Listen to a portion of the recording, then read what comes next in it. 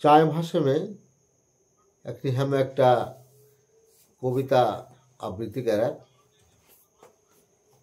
13 के फूल काव्य से लियल कविता के नाम भावली,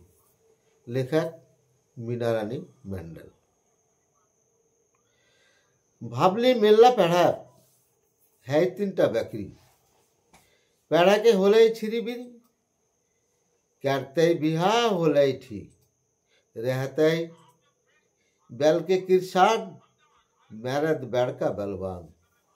गिरस्ताली होते खूब बैड़का, ननद सास होते खूब भल्ला, मैरद होते रसगुल्ला, मैरद आते करके बैलगाड़ी, ससुर घर होते मेल्ला दूर, माट के पैत में सुने पर रखे लिया सुर, बैठ के छाया में दड़ा भूख में, मैरद कहते याखोनो मेल्ला दूर, खा पोटली से लाड़ू चूड़ा गुड़, देरी में भापते कितना सास ससुर, ससुर लेके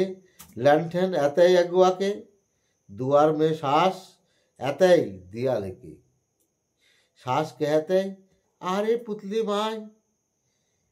देखते थुत्तीटा एवड़ी देखे छुके, ननद दौरा खुलते घुग्गा टानी के,